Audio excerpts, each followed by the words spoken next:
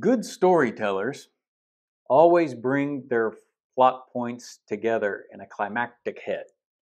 No matter what book you're reading, a good book will inevitably bring what seems like different, unrelated characters and ideas together before the book is over. Uh, what can seem like a bunch of separate stories are effectively woven together by good writers into a single unified story that is, sometimes really hard to understand until you get to that ending. You can feel like, I have no idea why I'm following this character and this storyline. It's like a B plot or a C plot or something. Give me back to the A plot. And then you get to the end of the A plot and you've collectively woven in a B and C character and their plots into your A plot narrative. It all comes together in the end. Well, Genesis 11, 1 through 9, known as the Tower of Babel, is the third and final climactic rebellion of human and celestials against God that sets the stage for the rest of the Bible. So in this story, the author is taking previously woven plot points that we've already talked about from Genesis 1 through 10, and he's subtly going to weave them into this narrative and bring them together in a final climactic end to this prologue. So it's going to take us some time to unravel this, but today we're going to introduce the human side and the human decisions around this event. And if we fail to connect the dots of these previous stories together into this final story, we will fail to understand the gravity of the Tower of Babel incident, the entire prologue of Genesis, and what the rest of the Bible is actually trying to undo in these three rebellions. Because most people only ever focus on the first rebellion in Genesis 3. They don't read Genesis 6 and Genesis 11, 1 through 9, the Tower of Babel, as a second and third rebellion between celestial and terrestrial beings against God. We want to bring these things together because the author is bringing them together, which brings me to this point, this question, really. How is the story of Babel typically taught? What have you heard in your short lifetimes about the Tower of Babel? Generally, the ideas tend to be something like this. Man is trying to work his way or build his way to God, to heaven, something like that. But he always fails to somehow get to God, right? This is a pretty typical modern interpretation of the Tower of Babel. The Tower of Babel typically gets caught. Man's trying to achieve something and get himself to God. That is not what the Tower of Babel story is about at all. Man is not trying to get to God. He just isn't. The ancient Near Eastern reader knew humanity was not trying to get to heaven or get to God by building a structure. Rather, by building a physical structure, humanity was trying to compel the gods to come down to them. And once they were with humans, they wanted the gods' help to rebuild their own kingdom on the earth. We're going to talk about what idea and what kingdom they're trying to rebuild here, but that's what they're trying to do. We want to partner with the gods and bring the gods down to us, and we want to build our kingdom here. And so we, as modern readers, we flip the story upside down from the actual intention that's going on here. In Genesis 11, 1 through 9, the Tower of Babel is about trying to build a kingdom on earth by partnering with the gods, as already happened in Genesis 6, verses 1 through 4. An action that caused God to destroy the whole world. The tower will be designed not to get to the gods' domain, but to bring the gods down to the domain of men, so that human society can flourish. But ultimately, it will become the opposite of what God would want, so God stops it. Now, we're going to watch a video from the Bible Project, and what I've done here is I've blended 2 or 3 different videos about different celestial beings, including angels, demons, and their rebellions, and I blended them into one of about 6.5 minutes here to focus on the Tower of Babel, but ultimately push us forward where we're going with Jesus. So this is going to kind of summarize where we're going for probably the next 2 to 3 weeks. and not just what we're going to talk about tonight. The God of the Bible wants to share authority with others. Oh, right. God shares his rule with human partners on earth. And so, in the same way, there's a parallel story of God sharing his authority to rule with spiritual partners. Yes, that is, until it all falls apart in a twin rebellion. So you have humans who want to rule on earth on their own terms. So they start building their own nation using their own definitions of good and evil. Yeah, the famous story of the building of Babylon. But check this out. When biblical authors like Moses or Isaiah looked back at the origins of Babylon, they saw more than just a human rebellion, but also a spiritual rebellion. What was this spiritual rebellion? Okay, so remember the concept of God's heavenly staff team, the divine council, or the sons of God. In the Hebrew scriptures, we're told that some of these rebelled too. When did that happen? Multiple times, actually. After the snake comes the rebellion of the sons of God in Genesis 6. We're told that they have sex with women who then give birth to violent warrior giants. Oh, right. The Nephilim. These are probably the strangest characters in the whole Bible. Well, strange from your point of view. But ancient readers knew exactly what was going on. The ancient kingdoms around Israel claimed to be founded and protected by giant warrior kings who were part human, part God, and filled with divine wisdom. Ah, I see. So the biblical authors are saying, hey, those warrior kings, they shouldn't be honored. Right. In this story, they're portrayed as human rebels who are captive to spiritual evil, spreading their violence in God's good world. Yeah, and one of those kings in Genesis 10 goes on to build the city of Babylon. Yes, Nimrod, whose name sounds like the Hebrew word for rebel. And his kingdom leads to the next rebellion, where humans exalt themselves in Babylon. But God scatters that rebellion. And when Moses in Deuteronomy looks back at that story, he says that's the moment when God handed over the nations to worship the rebel host of heaven, the gods of money, sex, and military power. Moses is the first one to call them demons, that is, lesser spiritual beings. There were members of the divine council who, like the humans, didn't want to represent God's authority anymore. They wanted to be God, and they rebelled. And so these created beings deceived humans into worshiping them instead of the Creator. And so Babylon becomes the biblical image for the combined human and spiritual rebellion. And so God scatters the people from Babylon into different nations. And in the book of Deuteronomy, Moses says this is when God also scattered the rebels of the divine council with them. So the nations are handed over to spiritual rulers. Yes, and this is why when the biblical prophets look out at the violent empires of their day, they see two dimensions to all the chaos and injustice. Human rebels who are being corrupted by the worship of spiritual rebels, the idol gods of money, sex, and military power. Yeah, when humans give their allegiance to these powers, it leads to a world like ours. Right, and the best example of this is the story of the Exodus, where we're told that the Egyptian genocide of the Israelites was inspired by Pharaoh and by the gods of Egypt. That's really intense. But it's not the end of the story. When God rescued the Israelites from Egypt and its gods, he invited them to become his covenant partners and learn a different way of ruling the world. And they agree to it, but in the end they don't honor the partnership. They give their allegiance to other gods. And so this leads to their exile in Babylon, where they become slaves once again to a foreign nation and their spiritual rulers, awaiting a new exodus into freedom. And this is where the story of Jesus picks up. He said he was here to rescue the world and take it back from the rebels. Which rebels? The human ones or the spiritual ones? Exactly. For Jesus, it was all connected. When he marched into Jerusalem for Passover, he was announcing the ultimate exodus. He was there to confront and overcome all rebel powers and authorities, and he did it by giving up his life. So this is what the Apostle Paul meant when he said that Jesus disarmed the powers and authorities, triumphing over them by the cross.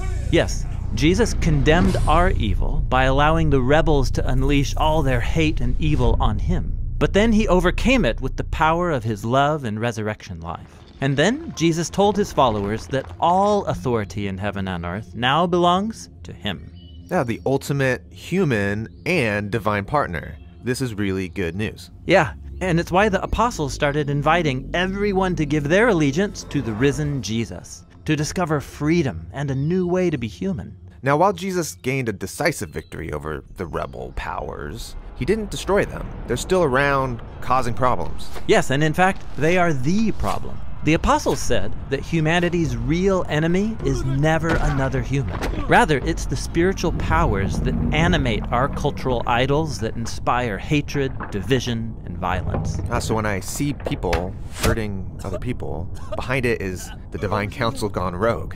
How do you deal with this kind of enemy? Well, the Apostle Paul said we can resist by putting on the character traits of Jesus like armor, faithfulness, justice, and peace. And he said that our only weapon is the Word of God. That is, the biblical story of good news that Jesus has overcome all rebels with the divine power of his life and love. Okay, so that kind of took us summarizing the entire Old Testament narrative and on into the New Testament of what Jesus' ministry and strategy is about. But we're going to focus on the Tower of Babel today, get to, in the next couple of weeks, how the Old Testament looks back at Babel in different language they used to describe it, to get there and set that up. But that's a good summary version. Babel, however, is just 9 short verses in Genesis, where the author of this prologue, the first 11 verses of Genesis, chapters of Genesis, tells the story of how humanity is going to reach out to the celestial world and try to seek and offer themselves up to serve any and all of the gods that will come down and help them rebuild the world post-flood. There's all sorts of connections here back to the sons of God being reached out to out of Genesis 6, the Nephilim in the second rebellion, here in the third rebellion. All sorts of very specific connections back to that. And through the connection of Nimrod, as that video pointed out, I think the Bible Project's right, Nimrod, who's connected to the Nephilim in Genesis 6:4, he would be like the Nephilim post-flood, trying to actually rebuild the pre-Nephilim or the pre-flood Nephilim kingdom that existed, the one that God hated so much he destroyed the whole world. So we're going to try and bring that much together here this morning, starting with the narrative connections between chapter 10 and chapter 11. Chapter 10 was the Table of Nations that we looked at last week. And I told you, you cannot skip these things in the Bible, because if you do, you will fail to understand the narratives that are in and around them. And this is part of what I want you to see. So the story of Babel is sandwiched between the bloodline of Eber's 2 sons, Shem's bloodline in chapter 10, through Eber's son Joktan. Then you get the Tower of Babel, and then after the Tower of Babel, you get Shem's bloodline through Eber's son Peleg, who skipped in chapter 10, brought back to in chapter 11 after Babel. His name, Peleg, means divide. So these are connected narratives through genealogies with a story, a short story, jammed in between. The whole point is essentially to get us to Abraham's bloodline. Joktan's bloodline moves toward Babel in chapter 10, and in chapter 11, humans literally move eastward, which we'll talk about in a second. And then after Babel, Peleg's bloodline moves away from Babel because God literally calls Abram westward, away from Babel in Genesis 12. So what is being telecast here by this bloodline and ultimately tying the bloodlines to Abram, or Abraham as he'll later be renamed, is that Abraham is going to be the answer to Babel, to Genesis 6 with the rebellion of the sons of God, the Nephilim, and the loss of Eden. All 3 rebellions moving backwards in the prologue of Genesis. Abraham, when we get to chapter 12, he's the answer to what God is going to do to start to reverse that and rebuild Eden on earth. Now let's read this passage. It's 9 verses long, but we're only going to get to 4 verses today. We're going to focus on the human idea and desire in this passage. So, Genesis 11.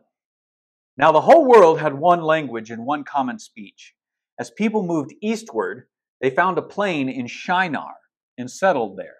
They said to each other, "Come, let's make bricks and bake them thoroughly." They used brick instead of stone and tar for mortar.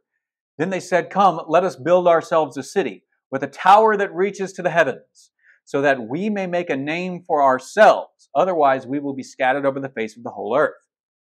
But the Lord came down to see the city and the tower the people were building.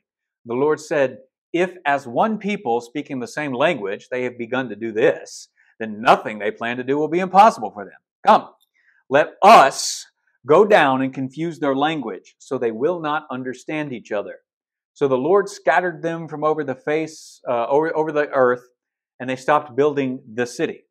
This is why it was called Babel, because there the Lord confused the language of the whole world. Babel is this Hebrew word that sounds like confused. From there, the Lord scattered them over the face of the whole earth. There's actually this fun Hebrew alliteration where if you're reading this in Hebrew, it's hard to say. It's designed to make you go blah blah blah blah blah blah blah blah blah with your tongue and make it sound like you're just babbling, literally. So it's kind of an onomatopoeia in Hebrew. Anyways, I didn't realize that until I was translating it this week. Anyways, now verse 1 starts a new story. A new section of text is beginning. It's a post-flood repopulation narrative. Humanity is repopulating, multiplying again according to the blessings of the post-flood in Genesis 8 and 9.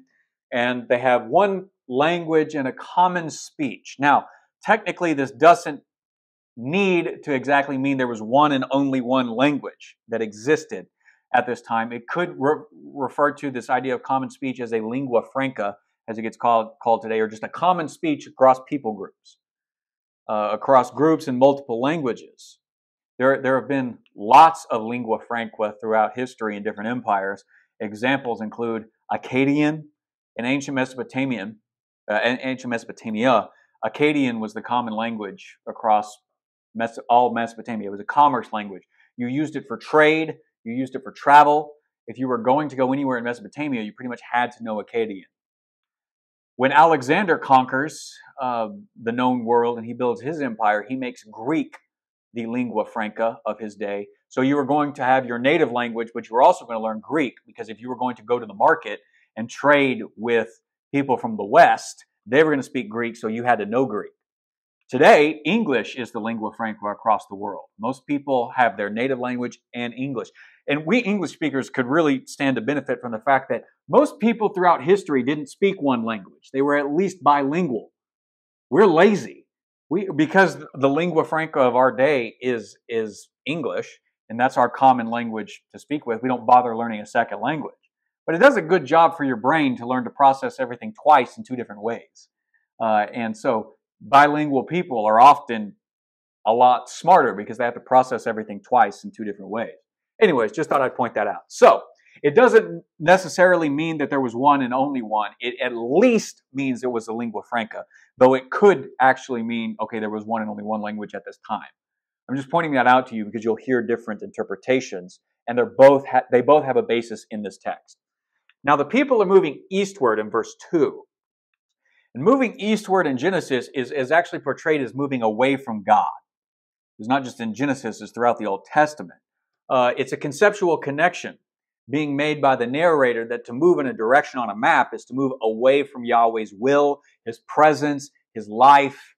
And you should already have picked up on that picture because of stuff like Genesis 3:24. Adam and Eve move eastward after they rebel and are exiled. Cain in 4:16 dwells in the land east of Eden once he sins and is exiled. So he moves even further east than his parents did. 13:11, Lot will move toward the east in Canaan once he separates from Abram's group. This is not a reflection on Lot's character as it is for like Cain or Adam and Eve. It's simply putting him in the location of Sodom and foreshadowing Sodom's fate as being east of Abraham's group and Lot's needing to be rescued from that, because the Bible actually has a lot of positive things to say about Lot. Not only positive, he does. Anyways, well, I'm not even going to get into it. Other biblical non-Genesis things of moving east or west. This is a Genesis 1. Abraham has to leave Babylon in the east, and he has to move west into Canaan when God calls him. The tabernacle and the temple is constructed to face the east so that as a worshiper, you turn your back on the east and you move west in order to draw near to God, because you're essentially acting out through mimicking Abraham's call to leave Babylon, in the Mesopotamian cultures of that time. Judah is exiled by Babylon. They're taken to the east, and they have to travel west in the post-exilic period to rebuild. So they kind of are the new Abraham post-exile as a group and a culture. This concept of moving east is implying a negative.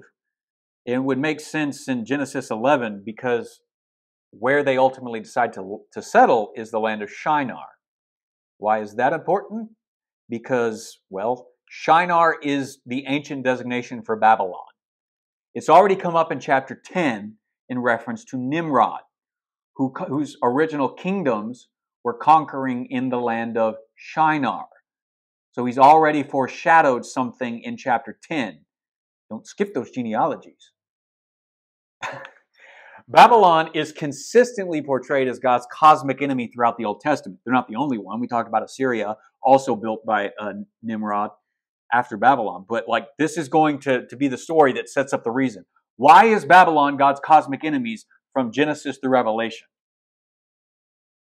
This story is telling you primarily why. It's not that Shinar or Babylon's location matters.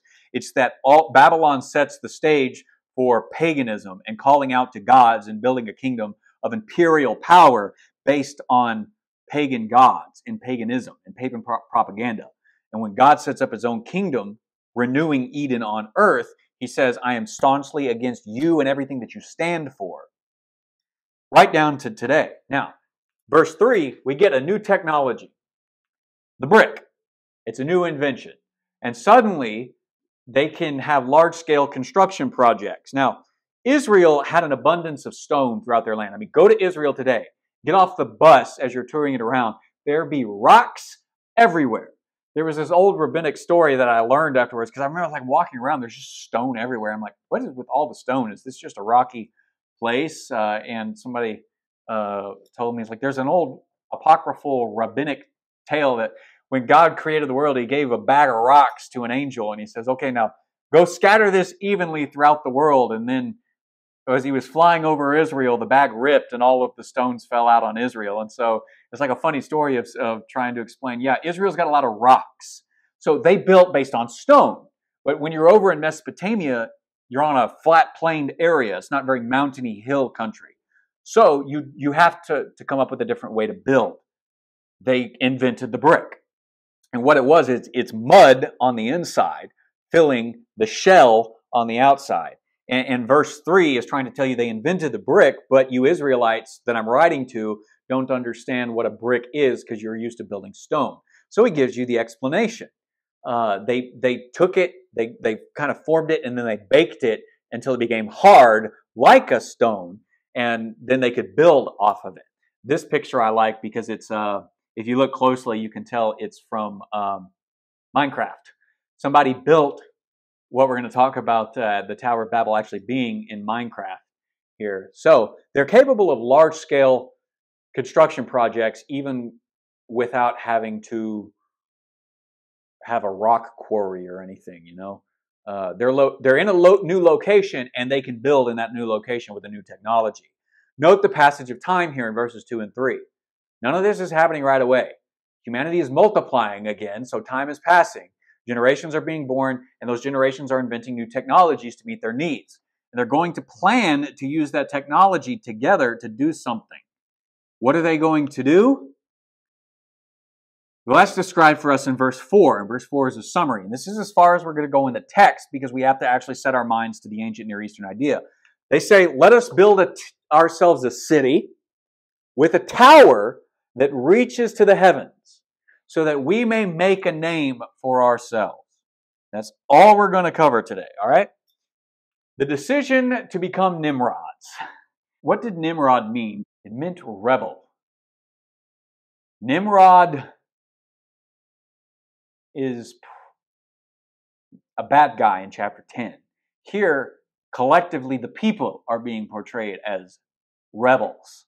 So I'm calling humanity a bunch of Nimrods here for that purpose. Because they said, come, let's build a city for ourselves. Now, that's, not so bad. In Genesis, a city is never really a positive thing. Who built the first city in the book of Genesis in chapter 4? You have to remember these plot points to tie these things together. Who built a city in chapter 4 after he was individually exiled for killing his brother? No, Abel died, so it was Cain. And he is ascribed building the first city that he named after his son Enoch. Not the good Enoch that would come from Shem's line later, that would never die. Okay, so building a city is never exactly a positive thing, but it's not inherently bad, right? But together they're agreeing that they want to take this step to collectively do something, build a city. So there's nothing inherently wrong with that, but we should keep in mind that in Genesis, cities just are not painted in the best of light. Sodom and Gomorrah are going to come later. Babylon is the prototypical city that images God's enemies. All of this is inherent in the ancient world's mind. So Cain constructed the first city. He filled it with men like Lamech, who boasted of his murder of a young man to his multiple wives. So it's not inherently bad to build a city, but we should proceed with caution as we're reading this story because of how cities are perceived by the author of Genesis, especially in the prologue. After all, they're building a city. It's in the east, and it's in Shinar, which is Babylon. So already you've got 3 immediate strikes against you. If you're a good Hebrew and you're a good reader of the text, you're alerted to the fact that there's some trouble brewing here. And they're united in this decision. When they say, come, let us build a city, all of them together. There's not even a Noah-like character as in the second rebellion in chapter 6 to find favor in God's eyes. So, it's a city, and it's a city with a tower that reaches to the heavens. So the primary point of building the city was that it would have a specific tower that reaches the skies above, the conceptual domain of the gods. That's important. You actually have to understand it with this interpretation. Because this is where interpreters and preachers immediately start going wrong in understanding the story. Failing to grasp what the tower was for the ancient Near Eastern mind, we later readers fill the details in with our own beliefs, our own presuppositions, and our own perceptions of what a tower would be there for. Everybody does this. If you don't know the answer to something, or if you can't clearly see what something is, your mind just fills it in with what you do know. We all do this. This is why, mermaids were invented, because they saw manatees out at sea and from a long distance, and they couldn't make out what they were. And so they started imagining, filling in what they did know, people and fish, blending them together. And humans do this. And even the best of intentioned preachers and teachers of the Bible do this. And so you have to work out how you're going to limit your ability to do this by actually putting it in its ancient Near Eastern context. And again, people usually consider the Tower of Babel to be a story about fallen humanity trying to work its way back to God or somehow get to heaven on its own terms, its own merits, our own works, our own strengths, and our own abilities. And Protestants, like us, are really bad at interpreting this story that way because we've descended our interpretations from guys like Luther, who were terrified of ever falling into a works righteousness motif or interpretation. They were vehemently trying to argue 500 years ago that you can't work your way to God. And so they interpret these stories to say, haha, see, humanity tried to work their way to God and it didn't work. But that's not what's going on in Babel.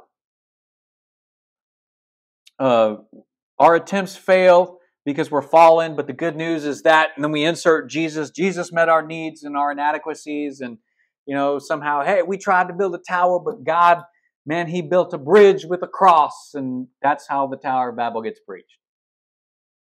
And they tied in Jesus being sufficient to meet our needs, and this is the opposite of what the Tower of Babel actually is about. It's not the story of humanity trying to earn their way back to God or even to get into heaven or anything like that. It's the story of how humanity enticed the gods to come down to help them build their kingdom. And I'm going to go so far as to suggest that humanity is deliberately rejecting God's desire to rebuild Eden, the pre-flood Eden on earth, so that this group of humans can rebuild the pre-flood world of Genesis 6 and the Nephilim, the world that God hated so much that he destroyed the whole world. And in order to actually get to that interpretive end and to comprehend that interpretation as being accurate and correct, we need to understand what the Tower of Babel actually was. Because the word here, tower, migdal, in Hebrew, is just a very generic term. But what would it have been for an ancient Mesopotamian? Because this is where they're at in Shinar, Babylon, Mesopotamia. I've shown you pictures up to this point that are mostly like this, right? Some sort of artist renditioning of a tower. But what was the Tower of Babel? The Tower of Babel was a ziggurat. What is a ziggurat? Not this. This is a ziggurat. This is an artist rendering reconstructed of a ziggurat. This is a ziggurat. This is a reconstructed ziggurat of what's been uncovered and filled in. So, what is a ziggurat? At its most basic level, a ziggurat is a little mountain garden with a little tiny apartment on top with a giant staircase leading to the bottom for a god to use. A ziggurat was a man-made garden mountain structure built by an ancient Mesopotamia for the gods to come down to enter their temples at the bottom where humans could serve their needs and petition them to get their needs served before going back up the stairs to return to their own realm. So, what were ziggurats? Ziggurats were portals between heaven and earth. What was the Tower of Babel? It was designed to be a portal to help the gods come down to humans. It was created for the gods to come and go between the heavenly dwellings and their earthly temples, where they would get their needs met, like they'd get food in their temples. They would receive the animal sacrifices, they would accept human worship, and then they would grant human requests in their temples. A ziggurat is not a temple. A ziggurat is a gateway. They would descend the stairways, and the temples would be down at the bottom at the base of the ziggurat. Now, look at the handouts that I've given you. So, this comes from the NIV Cultural Background Study Bible. I believe John Walton, who's a noted Old Testament scholar, I think he's now retired, wrote this particular article. It's 2 pages. And then on the back, I've just given you a hard copy of a picture of a ziggurat from a different book. But I want to read this so that you understand something about where scholars are and why they think that this is just a ziggurat. Scholars are so convinced that this is a ziggurat, the Tower of Babel, that nobody even bothers arguing that it was a different structure at all. There was only so many structures that they actually had in the ancient world. So the numbers are limited. The research is so good here that I'm not even going to bother offering a second option for interpretation. It's a ziggurat or we don't know. But discovering its function and trying to understand its function based on what functions existed in buildings in the ancient world limits it to one and only one option, a ziggurat. And it's such a good interpretation of it, nobody even bothers offering a second one. And I just want to say, if somebody in the future, you're at a church and they say the Tower of Babel was something other than a ziggurat, you should ask them if they even know what a ziggurat was and what it was used for. And if they don't know what a ziggurat was, you need to actually go do the research and help them understand, because the Tower of Babel was a ziggurat, and all Old Testament scholars worth their salt know that. And if they're not willing to say it and change their interpretation based on the gods trying to come down rather than us trying to go up, fire them. Fire them as a pastor, because they do not know enough to be a teacher or a preacher of the Word of God. This is basic Old Testament stuff. And all of the research points to this. This is a summary of the research, so I'm going to read this. Follow along with me. So, this article on ziggurats, short and sweet. Though they may resemble pyramids in appearance, ziggurats are nothing like them in function. Ziggurats have no inside. The structure was framed in mud brick, and then the core was packed with filled dirt. The facade was then completed with kiln fire brick. Ziggurats were dedicated to particular deities. Any given deity may have several ziggurats dedicated to them in different cities. Furthermore, a given city may have several ziggurats, though the main one was associated with the patron deity of the city. Archaeologists have discovered nearly 30 ziggurats in the general region, and the text mentions several others. The ancient Near Eastern text mentions several others that they haven't found or uncovered or that are no longer there. Back to the text. The main archaeological feature is the stairway or ramp that leads to the top. There was a small room at the top where a bed was made and a table set for the deity. Ziggurats range from in size from 60 feet per side to almost 200 feet per side. Most important is the function of the ziggurat. The ziggurat did not play a role in any of the rituals known to us from Mesopotamia. If known literature were our only guide, we would conclude that common people did not use the ziggurat for anything. It was sacred space and was strictly off limits to profane use. Though the structure at the top was designed to accommodate the god, it was not a temple where people would go to worship. In fact, the ziggurat was typically accompanied by an adjoining temple near its base where the worship did take place. The best indication of the function of the ziggurats comes from the names given to them. For instance, the name of the ziggurat at Babylon, Adamananke, means temple of the foundation of heaven and earth. One at Larsa means temple that links heaven and earth. Most significant is the name of the ziggurat at Sapar, temple of the stairway to pure heaven. The word translated stairway in this last example is used in the mythology as the means by which the messenger of the gods moved between heaven and earth and the netherworld. As the result of these data, we can conclude that the ziggurat was a structure built to support the stairway. This stairway was the visual representation of that which was believed to be used by the gods to travel from one realm to another. It was solely for the convenience of the gods and was maintained in order to provide the deity with amenities and make possible his descent to his temple. At the top of the ziggurat was the gate of the gods, the entrance into the heavenly abode. Adjoining the tower was the temple, where hopefully the god would descend to receive the gifts and worship of his people. In summary, the project is a temple complex featuring a ziggurat, which was designed to make it convenient for the god to come down to his temple, receive their worship, and bless his people. The key for understanding the Tower of Babel is to realize that the tower was not built so that people could ascend to heaven, but so that the deity could descend to earth. You should never again entertain the idea that the Tower of Babel story is about humanity trying to get to God. It is not. It never was. That is us reading it into the story. Humans did not go up and approach the ziggurat. This picture is misleading. This is a picture of a ziggurat, but there's all sorts of people on it. That is not what would happen. It was for the gods' use, so the only ones who were allowed to use it to come and go to their temple at the bottom were the gods. Think of it like a VIP entrance. The exception was that the priest would climb up and they would clean and manage the god's apartment. Some think that these separate stairways on the side, these smaller ones, were for the priest to go up. Alternatively, if different gods used the same ziggurat, like a father and a son gods, three of them descend, the father would have a main stairway and the little son gods, his sons, would use the separate stairways, or the priest would use them. It's unclear on those types of details, but it was only for the gods' use. And we should. Why should we accept the structure of the Tower of Babel? Because all of the best Old Testament scholars do. They do not even bother with a second interpretation or possibility. That it was this or it was nothing.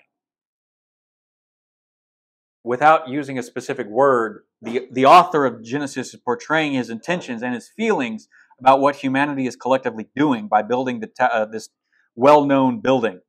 Humanity is collectively turning against God to seek the other gods to come down.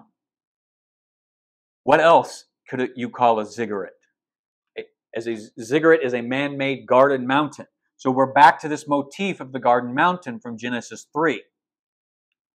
Heaven and earth were not thought to be separate realms. They overlapped. And the Bible Project video drew two circles, right? The human realm and the divine realm. And then the Tower of Babel, you saw them going up to try to ascend into that realm, but it wasn't for human use. It was to get the gods to come down.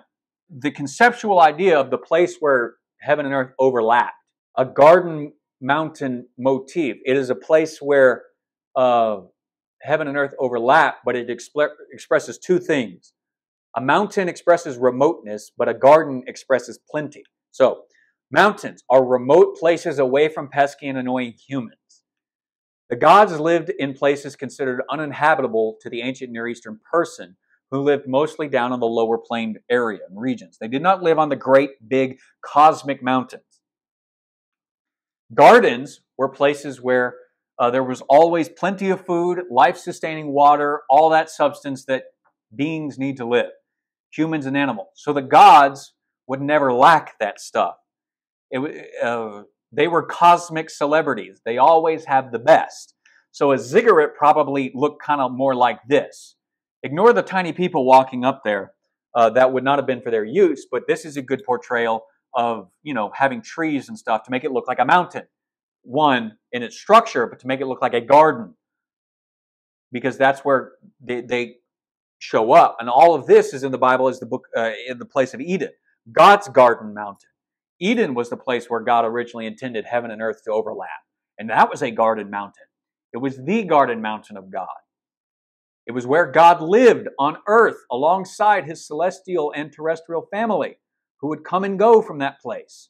Together, as a single family and a single council, they met in God's house in Eden to administer his kingly reign throughout the land. Eden was lost. So with Eden lost, humanity creates their own mountain gardens. These cities constructed around temples, and more importantly, ziggurats that would connect heaven and earth, and the gods could come down to their temple. So, in summary, what was a ziggurat? It was a giant staircase with an apartment at the top. I mean, look at this picture. This is a good one. See, they go all the way up the stairs and down again, but only right up here is there really anything there. There might be some storehouses in some of these where they keep food and stuff, different things to make the bed of the gods in case he wanted to sleep there, stuff like that. But it was a little apartment with a staircase. It was a man-made mountain garden in conception. It was created from their invention of the brick. I mean, all of these plot points are being tied here together, and the author of Genesis is giving you the details so that you could not miss this.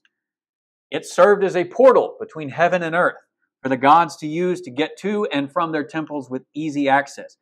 Humans did not use them. Temples were next to them for normal use with human worship. So, for the ancient Near Eastern reader, the idea that they built a ziggurat would have been impossible to miss. Yes, it just uses a common term for a big tower, a migdal, in Hebrew, but the ancient Near Eastern readers, they didn't need a lot of information.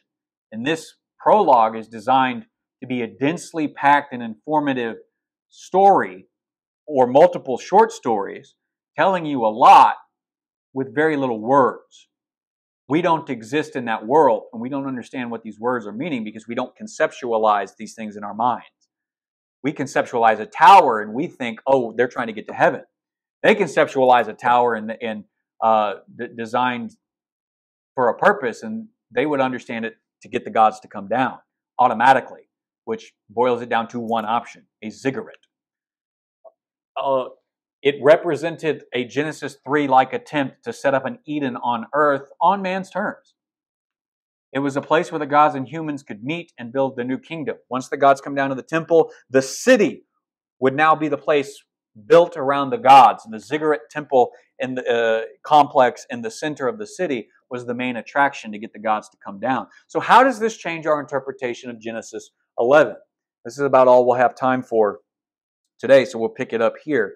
At the most fundamental level, what we're supposed to understand is that humans weren't trying to get to God. What were they trying to do? They were trying to get the gods to come down to them. And that is a very different story and interpretation from what most of us have been taught about the tower. Next week, we'll cover what exactly they thought they were doing. And this is where we're going with it, as I've already said, but we didn't have time to get to it today. They're trying to rebuild the pre-flood Nephilim-driven kingdom. That's what they want to do. And there are hints to this, more than hints, if you know the previous stories and you're reading the language here, there are hints to this that are connected all the way back from Genesis 6. 6:4 gets repeated in chapter 10 and here in chapter 11. And if we know what we're picking up on in previous stories, we know that the author is bringing these plot points together without repeating every little detail over again. He uses some subtle ideas. But it's pretty clear once you pick up on the fact that they're not trying to get up there, they're trying to bring it down here, why they would want to do that, based on their own words in verse 4. Let's make a name for ourselves, and what that connects to from the second rebellion of the sons of God in the Genesis 6 and the prologue to the flood. And the scattering of the people in the Tower of Babel is about God keeping his covenant promise to Noah not to flood the world again. Because if they're trying to rebuild the pre-flood world and God said, I'll never again flood the world, God has to come up with a different judgment. Because he promised he wouldn't destroy humanity again. Even if they rebuilt exactly what he destroyed them for in the beginning to begin with, he will come up with a different way to judge them. So that's where we're going.